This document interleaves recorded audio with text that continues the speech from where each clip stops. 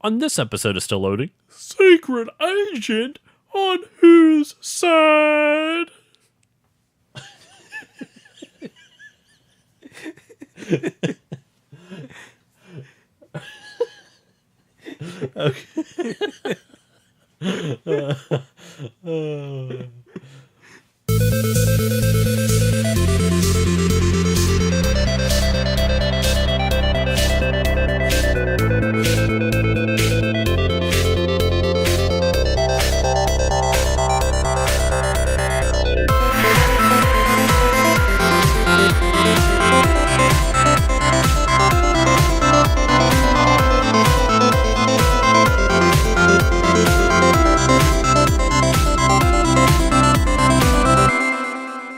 Hello all, and welcome back to this episode of Still Loading. For this week's episode, we are going to jump back into the canon of James Bond.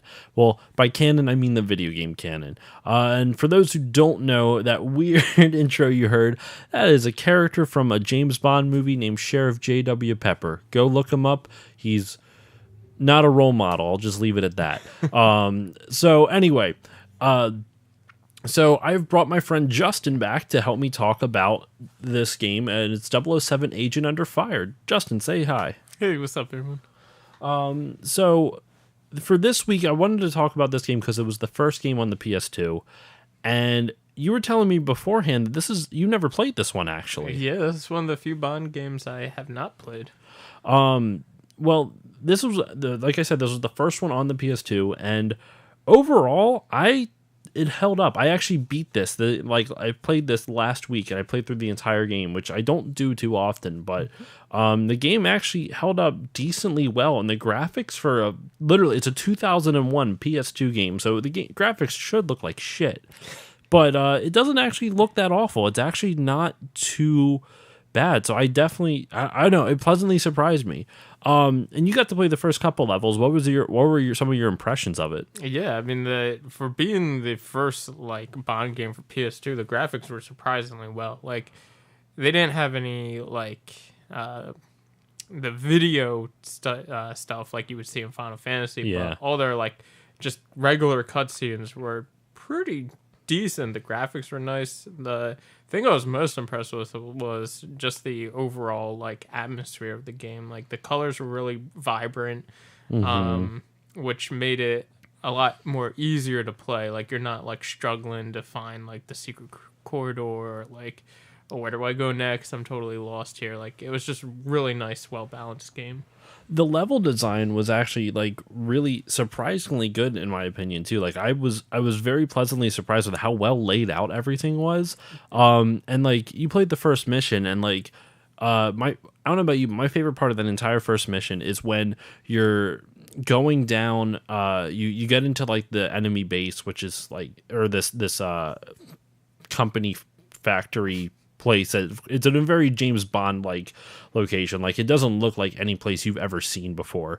But it's really weird looking. I don't know it's very futuristic looking. In any case, you go down into it, you ride an elevator down, and then you walk into this room. It almost looks like a greenhouse. It's filled with all these potted plants in these eerily chest-high walls, and it almost looks like a maze going, zigzagging and whatnot.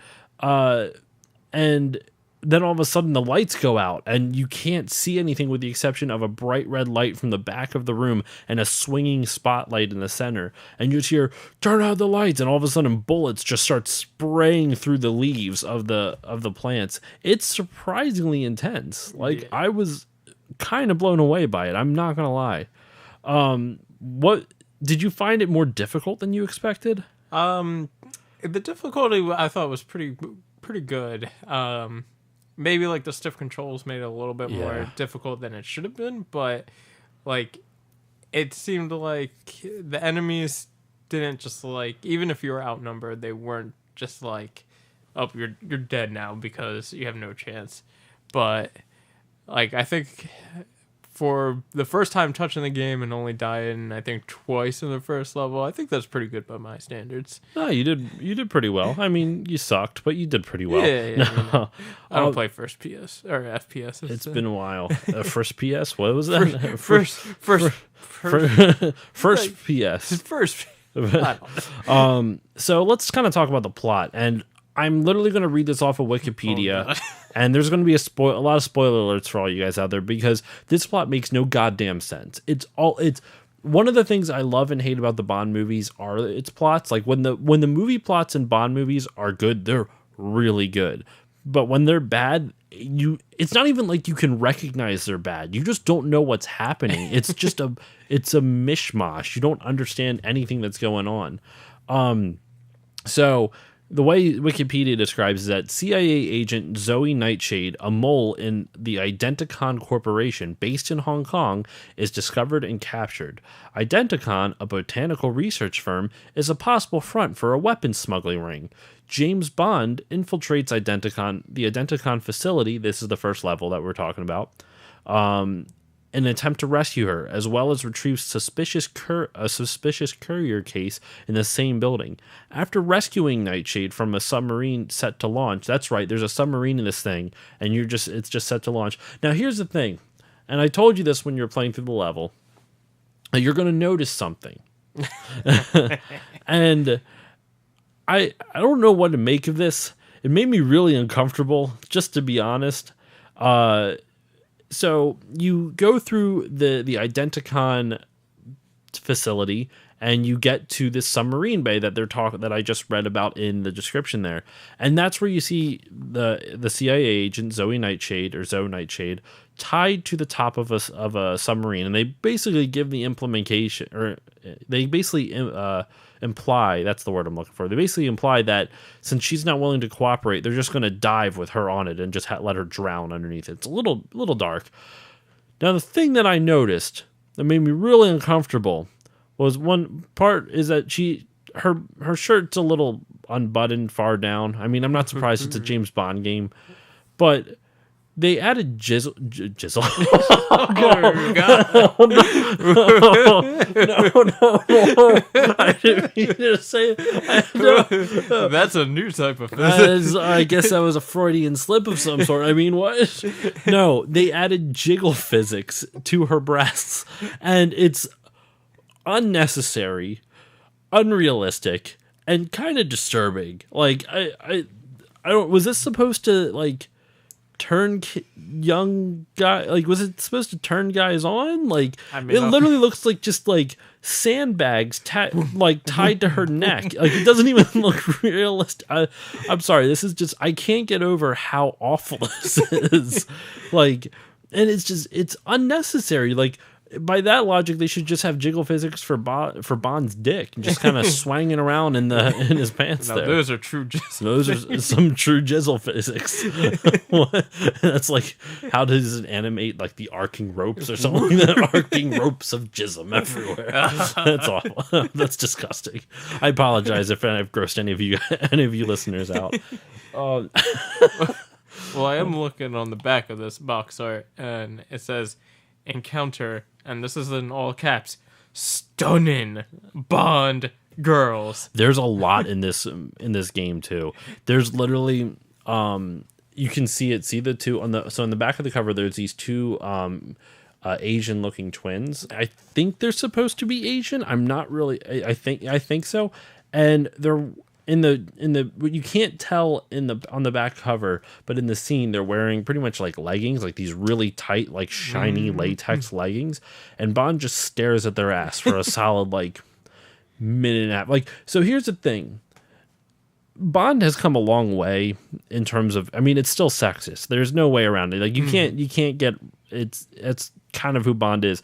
The newer movies kind of don't shy away from it in a sense where they kind of address it in a way like where they call out Bond on his misogyny. Yeah. So it's not quite as like, you don't feel as awful for watching it. The old movies, they feel of their time, so it's just, it doesn't excuse it, but like you kind of understand it a little more because of the context of which the movies were made. Right. Once again, doesn't make it okay. Just, you kind of look at it as like a weird time capsule of like, why were they like this? Exactly. In any case, so what's weird about this is that it feels dated even for 2001. Like, the amount of objectification of these 3D models in here is borderline disturbing. I'm not gonna lie. Yeah.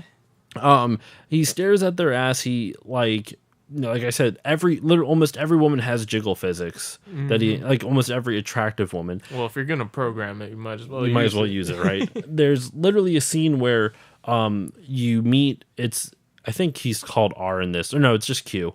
Sorry, I wasn't sure if this is like the John Cleese Q or like, but this technically would have been a year before Die Another Day because I came out in 2002.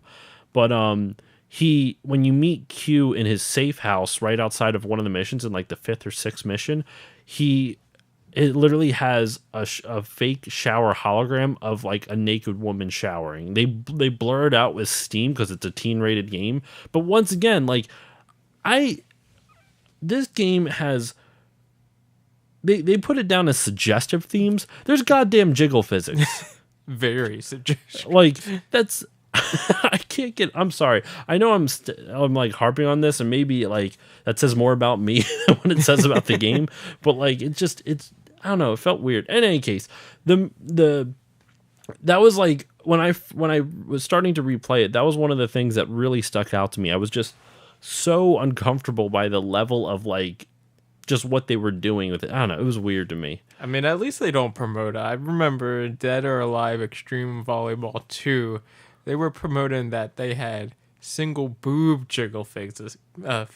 So each boob jiggled independently from the other. That's a very Japanese thing right there. I was like, already. There was I remember this didn't happen to me when I worked at GameStop, but someone was telling me that their manager had to explain to a parent like why Dead or Alive Beach Volleyball isn't really suitable for kids, and I don't know if it was the mom or the dad, because it was like an 8 or 9 year old boy, like a 10-year-old boy, so you know what he was trying to get. Yeah. You know what he was in for, and so he's trying to describe it without really kind of like saying it so overtly or bluntly, and the mom's I don't even know if it was a mom or dad. The parent went, so what do you mean it's inappropriate? And he goes, let me just say this: it's designed to play with one hand. Yeah, that goes. So the point there you go. That answers all your questions right there. But okay, so the plot continues in this game because so far Bond has had to infiltrate a secret, like a company's research firm, like their facility. Sorry, could not think of the word, called Identicon, to rescue a CIA agent named Zoe Nightshade. He rescues her when she's trapped on top of a submarine, and then they escape in a BMW Z8 because that's what Bond was driving at the time. That was the Bond car from The World's Not Enough, right? The most recent Bond movie with Pierce Brosnan. And I wanted that car so bad when I was younger. I loved that car. I mean, it's still way out of my price range. There's no way I could afford a BMW now. No, it's weird, though. So this was one of the first Bond games, not even in a while, because like The World's Not Enough came out in like 2000. The movie came out in 99, so the game had to come out in 2000, right? They couldn't get the likenesses for any of the characters in this. Bond doesn't even look like Pierce Brosnan. It's based after its voice actor, which is Andrew Bicknell, I believe. Let me see if I'm going to click on a picture of him, see if it's even like anywhere close to what it is. He still works. He's 62. It looks like he was in an Indian movie. An Indian as in like from India, called Doom 3, but DHOOM:3. I've always wanted to try out Indian film cinema, like Bollywood, right? Because they combine every genre into every movie. It's such a strange like cultural thing, like not strange in a bad way, but just different in an interesting way. Yeah. So anyway, Bond infiltrates Identicon, rescues Zoe. They escape in a BMW Z8, and they escape in a car, and you have to drive. This is the last level that you played. You played the first 2 missions, and you escape away by just shooting down helicopters with an AK-47. As you do. Standard day stuff. You rendezvous with R, who once again is not even voiced by John Cleese, and Desmond Llewellyn unfortunately had passed away at that point, so he couldn't have voiced it. You get the BMW Z8, and then you have to literally chase, but right before you get the car, the bad guys catch up with you, kill Zoe, steal the vials that you just stole, so you have to go after them. Mm-hmm. So then you have to chase after them with the car that Q gave you, and you can't blow it up because then the vials go with it too. So you have an EMP and you have to like shock it, but you have to be within like a 5-foot radius of it. It's really hard. It's a difficult mission. So yeah, and then this is in typical Bond fashion. This is where they just kind of like say fuck it in the story. So like so far it makes sense. You know, you're going to rescue the CIA agent who just happens to have jiggle physics. You go to rescue the CIA agent from this corporation's thing because they're botanical whatever, and you think they're weapon. It's a front for weapon smuggling. You rescue her. You find the vials and.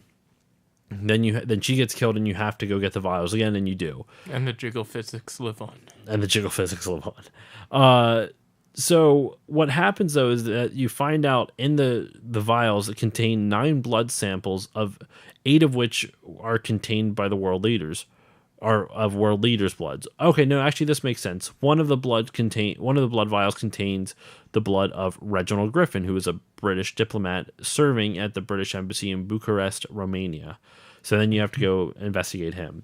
All right, this actually makes sense because in the game they didn't really explain this. Like they mention about the vials of blood and how they are marked. They belong to each of the 7 of the 8 belong to.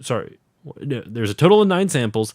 8 of the 9 belong to world leaders and 1 belongs to a British diplomat. Why? Reasons. Exactly. Like, why wouldn't the 9th one just be another like world leader? Because spoiler alert, you rescue these world leaders by the end of the game, and one of them is the UK Prime Minister. So they just have all these world leaders and then a random British diplomat. Because in this case, Bond's British. You gotta say the British diplomat. I guess it. Well, you find out later. So I'm not going to read this whole thing because it's a long description. Long story short, that's like kind of the intro. You find out that this corporation is essentially trying to create clones of everyone, so that way they can basically create like puppet dictatorships and or just take over the world that way. Mm-hmm. And you find out at the end, spoiler alert, once again, the Zoe that died, she was also a clone. Miss Jiggle Physics was a clone. She was a clone the whole time. The jiggles weren't real. So that's essential. And then you put a stop to it, and then the game goes on from there. Now, what's cool about this though was that they created 2 other games on the PS2, like James Bond games. There was Nightfire, which was one of our favorites, which I'm having you back on for that whenever we cover it. I just didn't want to jump right to it to get our 2 favorites out of the way. I figured start with GoldenEye. Maybe we'll end with Nightfire. I'm not sure. There's a lot of games in between. Yes. So I'm hoping to have you back for a lot of them if you're interested. Oh. I know I'm saying this on the mic and everyone's listening. What's just said at this point? No. Everything stays in. But the story of this supposedly continues on to Nightfire, which I wasn't really aware of. Interesting. And I have a lot to say about Nightfire, so I don't want to jump into it then. But then there's a third one called Everything or Nothing, which is actually the name of the Bond production studios, Eon Productions. Eon stands for Everything or Nothing. It's an acronym. So there's some fun facts for you. But no, I was pleasantly surprised by this game. Like the controls actually held up really well. What did you like? How did you feel? Like, what were your experience with the controls? Did you think they were a little bit too stiff, or like, what did you feel with it? Only with the like manual aim did I feel that way, but I mean everything else was like pretty solid. Like, everything was really responsive. And like I thought it was pretty cool that they incorporated the watch gadgets a little bit more than like GoldenEye and stuff like that. Mm-hmm. And what I thought was really cool was at the very beginning of the first level, like, hey, you can go this way or you can go this way. And it's like, oh, that's kind of neat. Like, I kind of wish they expanded on that a little bit more because, like, it that kind of gives you in like that spy element. Like they do that a lot throughout the game too. That's cool. So what Justin's talking about is in the beginning of the game, you can either choose to use the Bond's grappling hook in his phone because as you do, it's Bond. You suspend that disbelief a little bit, and you can grapple onto the roof to gain entry to the facility in the first level that way, or you can use your decryptor and decrypt like the keypad at the front entrance and walk in that way. Either way will take you to the same place, but it really just depends. Do you want to be more stealthy, or are you more kind of like, fuck this, I'm just bursting down the door and going gangbusters? Right. And that's pretty much how it works. And the whole game is like that. Now, one of my favorite things that they do is that they have these things called Bond moves throughout each of the levels, which you probably saw a little bit of it. Yeah, every time you score screen, and every time you complete it, that's why you heard that da-na, da-na, da-na, and in the top left corner you'll see a 007 logo. And so every time you do something cool, quote unquote Bond move. So the first level, I actually know most of them by heart now. You get a Bond. The first ones are stupid. You get a Bond move for opening, like decrypting the front door, or you can get another one for grappling up. So what I usually do to get both in the same level, I'll decrypt the door and then still grapple to the roof. So you can do that. You get another Bond move for blowing up a gas tank behind a bunch of enemies to take them all out at once, which you did. It was right next to a forklift. It was on a forklift. Right. You can get another one for shooting a rope to drop a box onto an enemy, so that way you don't have to wait for him to pop up and just keep and hope that you hit him in the head or something like that. I could have sworn there was one, like the space that you kind of fucked up on where you're supposed to hide behind the boxes and you just stood out there. I don't recall fucking up. No, you're supposed to like hide behind the boxes and they just run past you and you can sneak by them. I thought that would have been a Bond move, but I never get it anymore, so I'm very confused by it. And the whole game is filled with moments like that where there's just different Bond moves that you can use to it enhances your score. And the way it works is that by the higher score you get in each level, it unlocks things for multiplayer. Oh, okay. Mm-hmm. Nice. So one of the things you unlocked was the golden gun. You actually get that for the rest of the game. You use a golden gun. It doesn't do shit. It doesn't mean anything, but it looks nice. Oh, well, if I'm going to kill you, I might as well be fancy doing it. Right. Now, let me think. So what are you, like, which Bond games have you played? Just kind of like get a little bit off topic. Like we obviously played GoldenEye and Nightfire. What other ones have you played? Let's see. We played another one. I forget what system it was for, but it was a very co-op heavy game. Maybe PS3. Bond game the only Bond game I played on the PS3 is Bloodstone, which I do plan on covering at some point. I think that might have been it. Yeah? I don't remember that being co-op though. Are you thinking of when we played Nightfire co-op, like the multiplayer? No. Well, it definitely wasn't Nightfire. It was a newer Bond game. Are you thinking maybe The World Is Not Enough? Maybe that for N64?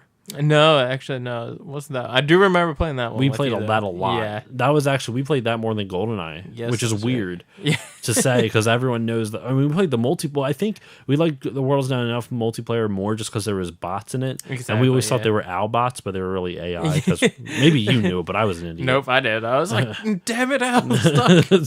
And you just get mad at what's the dude? Richard Karnes plays Al in Home Improvement, right? Yeah. Isn't every time I see Al bots, I would always think it's of like Richard Karn's face on these bots. I want to make a mod. That's gonna happen. I want to find someone better make a freaking mod of Richard Karn's head on every bot's body because it looks like Albot. So you know what I'm saying? Yes. I don't remember a like a co-op Bond game that we played. We played together. it for one night. We were gonna do. It was either a Let's Play or some live type thing. So we were actually recording it, playing it.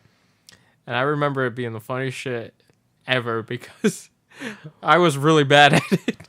And I'm just like going around with a rocket launcher, shooting myself in the face constantly. You know what? I'm going to have to, I might still have the video of that somewhere. If we recorded it, I might still have the video of that somewhere. We'll have to dig up the archive of it. We'll have to find it. Yeah. But, no, so one of the cool things, one of the things that I didn't really get to talk about this just yet either. I know I've been talking a lot with this, but, this was one of the first, not the first, but one of the first Bond games that had an original story.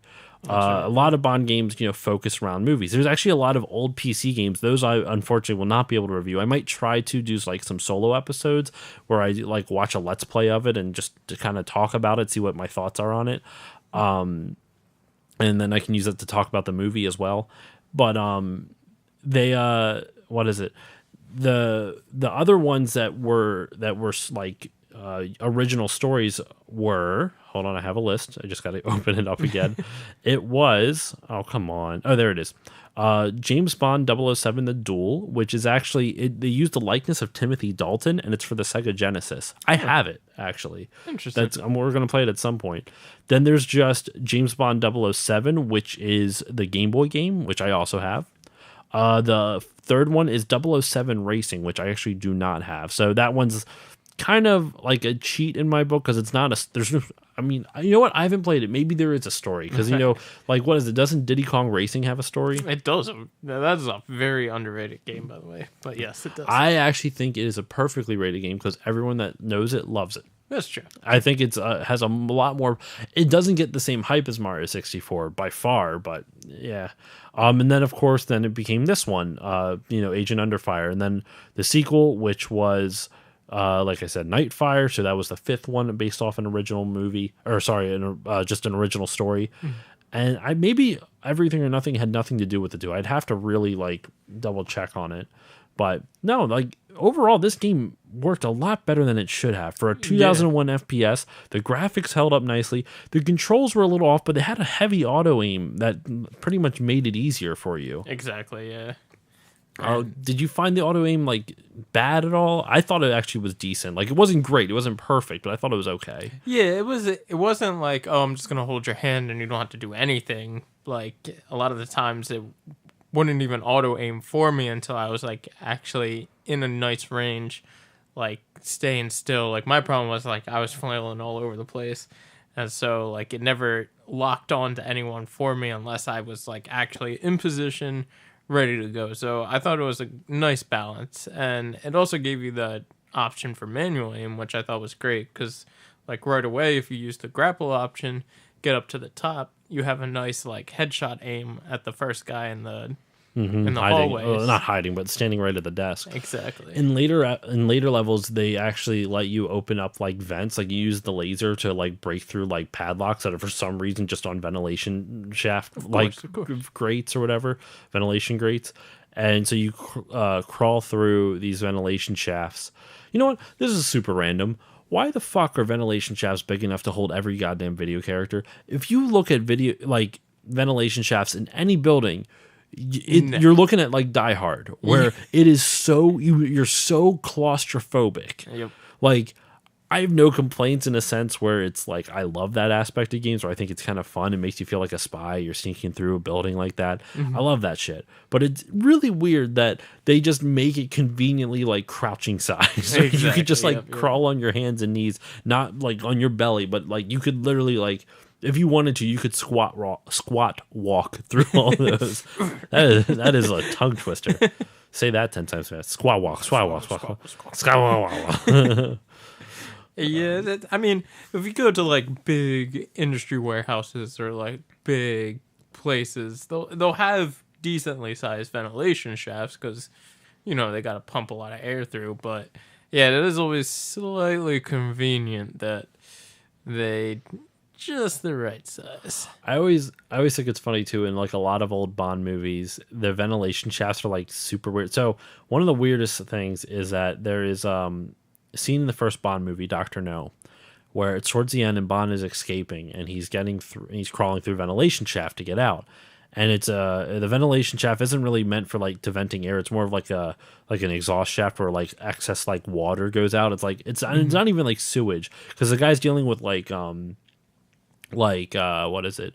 Like nukes and whatnot. He's dealing with like nuclear technology, and it was the 60s, so no one knew what nuclear technology. Like scientists obviously did, but none of that information was really made aware, like available to the public. So all Hollywood was just guessing at like what the protocols were. Like if you watch it in that movie too, like Bond and the Bond girl, Honey Rider is her character's name. Is the character's name, played by Ursula Andress.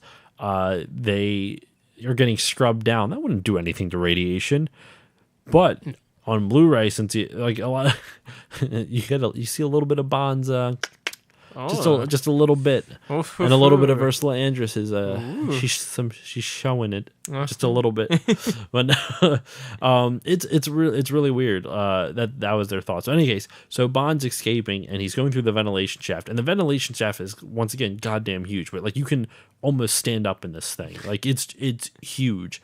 But water comes in and out, and he has to. I guess it's like really hot for some reason. I guess it's like a heating system thing. So he actually has to tear off things of his shirt to like use and like crawl through. And as he's going through, I guess he's like crawling on an angle because he almost like slips and slides down. And when that happens, you hear a laser sound go through it, and it echoes down. No reason. No one shot. No one shot a laser, or it sounds like a laser from Star Wars. You hear like pew, pew, pew, pew, pew, like that type of thing. And then he crawls through it, gets out. It almost looks like he like washes up on a shore, even though it's not a beach. It's like facility still. And then he goes, finds the bad guys, and then defeats them and whatnot. But it's still such a weird scene. Like even in old movies, they couldn't get ventilation shafts. This is a weird thing to get hung up on. Like I don't know why. We need to talk about these ventilation It doesn't shafts. bother me. It's just strange. Like. Actually, in speaking of ventilation shafts, the next one, a Christmas ornament I want, I saw someone take like a little one of the what is it, the things, the gutters, like the portions of a gutter, for rainwater, and the slot that's like a perfect square where it slides out, not the parts of the gutter that you hang on the roof, but the actual thing where the water like funnels out down to the ground, the spout. Yeah, they took a portion of that, cut it out, and put a picture of Bruce Willis crawling through a ventilation shaft in it, like in Die Hard. I want that. Sweet. I want that real freaking bad. I want that for a Christmas tree. But no, I don't know why it's never really like made me mad. It's just been like curious to me. Like I get it in terms of gameplay why you would do it, but like even like Metal Gear Solid in 1998 got it right, where like you can't do anything in the ventilation shaft. You can crawl through it on your stomach, and you feel claustrophobic crawling through it on your stomach. But like in every like FPS, you like can squat through it. It's so weird. It's such a weird thing. Yeah, I think it's mainly like, hey, it's part of the like traditional environment of where you're at, so it's a giant ass ventilation systems. That's traditional. Sorry, go on. Nowadays, I guess. So it blends in with the environment, and it's like in some cases an alternate route or the route to get around the mission or whatever. They look like they're 3 foot high though. Like 3 feet high. Like I could walk in that's my height. Well, no. So to get back to all the way back, because I got way off topic with that. Then like later on, there's a lot of ventilation shafts that you can walk. Like I'm not even gonna say crawl. You can just walk through them. You just walk through. So you can walk through to kind of sneak around and like take pot shots of enemies through the grates. And eventually they do see you sometimes, but. It was a lot of fun. It allowed a lot of options for stealth. You get a jetpack later on in the game where you can. It's not like a permanent thing where you just kind of like hover, but you can use it to boost your jumps to get to different spots. Use the boost to get through. We should do Star Fox 64 for one episode. Oh shit, dude, that's a great game. That still holds up. Did you like the newer Star Fox game at all? Star Fox Assault, right? Was that the newest one? Yeah, that's the newest one. I actually haven't played it through. Yeah. What? It's on my list though, but I just need to get. I think you just need to get through that weird gamepad control, and then it just becomes a typical Star Fox game. So I'll play through it. We'll try it at some. Well, maybe we'll even cover it on the podcast again at some. Well, not again. I never covered it before. I already played it again for the first time. Again. No. So it was overall that game was like surprisingly fun. Like if you guys have not played Agent Under Fire, I definitely suggest it. The soundtrack, it's like a Bond soundtrack. It sounds fine. It doesn't like take away from the game at all. I will say the constant like every time you get a 007 move, that it gets a little annoying after a while. Yeah, it kind of takes out of the element a little bit. It's a little it takes you out of it, de-immersifies you a little bit. Yeah. But yeah, it's a really fun fucking game. Like I I thoroughly enjoyed replaying it, and I'm looking forward to. I don't know what Bond game we're going to be covering next, or at least me. I don't know. Hopefully, you'll be able to come back. I don't know what Bond game is going to be covering next, but I'm looking forward to the other PS2 ones. Wait till we play Bloodstone. You're gonna love Bloodstone. I've beaten through that. I've already beaten that game before, but it's been a while.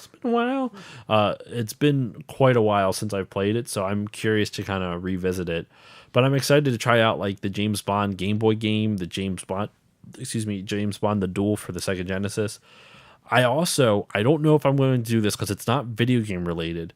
I have a James Bond A View to a Kill tabletop like RPG.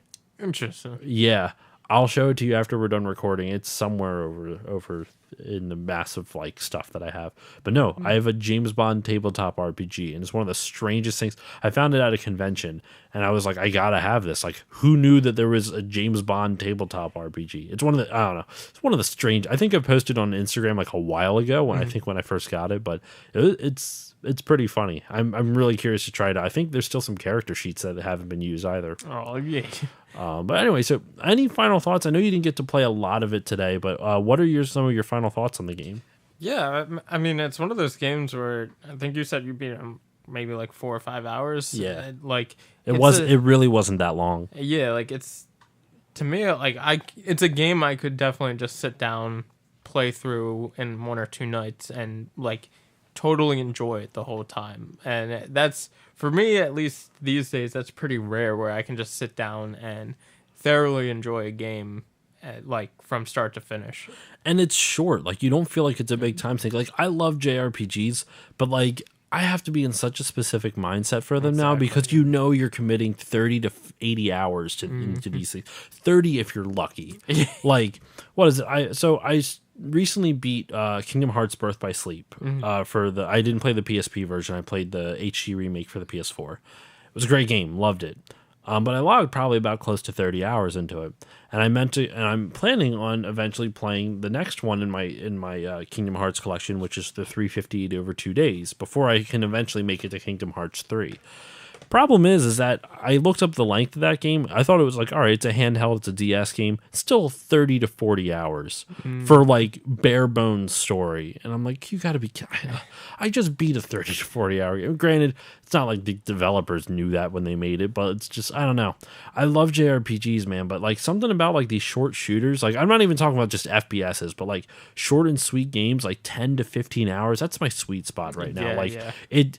I feel like I'm making enough progress consistently, and I'm not being overwhelmed by how much there is to do. I don't know. I really like this game. I really recommend it. Yeah, I definitely agree with that. And it's just like they did a lot of like nice little things that, you know, I wish they would expand on a little bit more, even incorporate in like games today, like the multiple options, the almost like choose your own path type thing, like, oh, you can be stealthy here, or you can just balls to the wall. I would argue there's a lot of games that still do that, or not, like what is it, even like in the last year, like Spider-Man for the PS4, there's a lot of stealth moments in the game. Horizon Zero Dawn, there's a lot of stealth options in the game.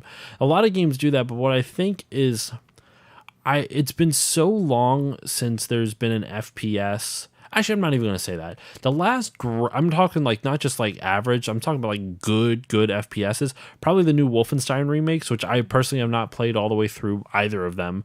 I played all the way through the Doom 2016 remake and loved it to pieces.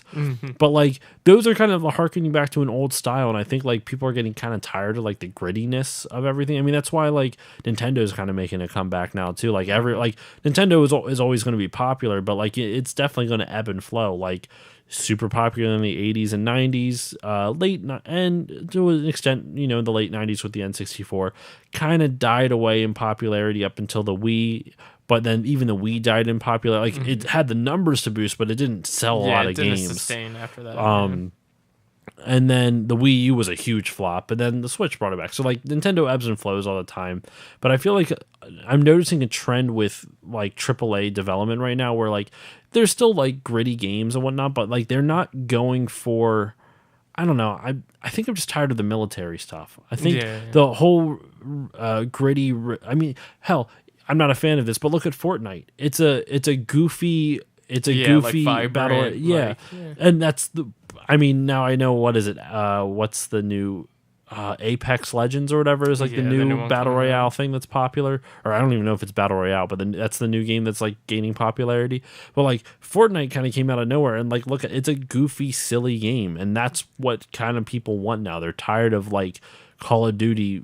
No, Call of Duty feels like, it feels like 80s action movies, bad ones that overstayed their welcome. Yeah, you know what I'm saying?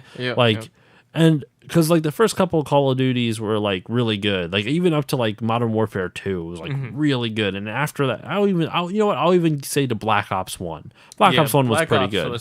And after that, I just lost interest so bad. I played some others, and I don't know. For those of you who do play Call of Duty, which one? I'm not talking about multiplayer. Multiplayer can go fuck itself. Like, I hate multiplayer is filled with a bunch of like whiny people. I'm not even talking about kids. Like, I just can't. I think part of the reason I hate multiplayer is that I'm bad at it. That's definitely a part of it. But two, I just don't like being yelled at. I don't like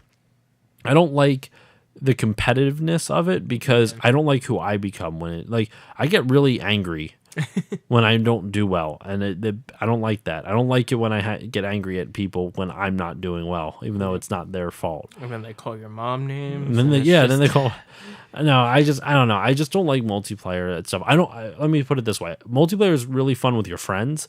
I don't necessarily like it online all that much. I just get tired of it. But I'm not saying it's bad. It's just my preference.